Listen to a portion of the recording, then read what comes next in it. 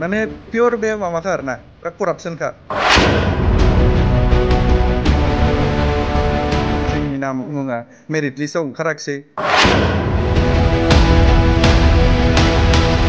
बे डकुमेन्ट भेरिफिकेशननि नामानो गैया बेनाबो बे सासे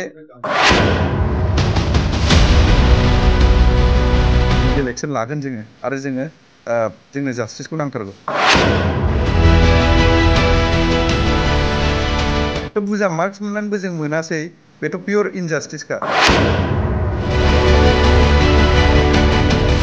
जोंनि एगेन्स्टथ' बे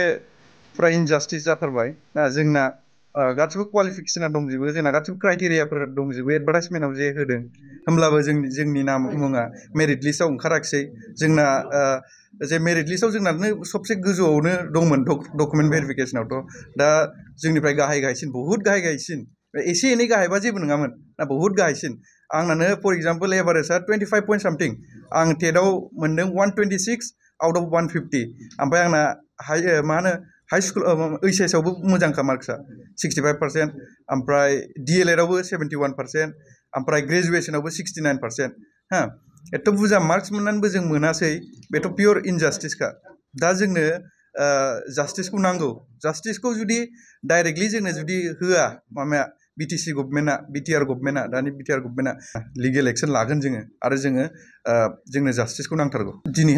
दिनैथ' ओरैनो बिसोरो बेसेबां होनदों 900 जननो होनो नागिरदों दां 900 बेसेबां 902 जननो एपइन्टमेन्ट होदों आरोना बिसोर होबायबो दिनैहाय एपइन्टमेन्ट माने जायनो मेरिट बेसिसै होआखै बिसोरो मेरिट गोनांफोरा नै बहायसो गासिबो मार्क्सआ नै बिथांनाबो मा होनलाय बेसेबां 123 LP आव होमबाबो गैया 124 ओमफ्राय बेना गासिबो क्राइटेरिया बेनाबो मिलायजोबो गासिबो 124 मोनदों बियो आरो HS किमान 77.8% आरो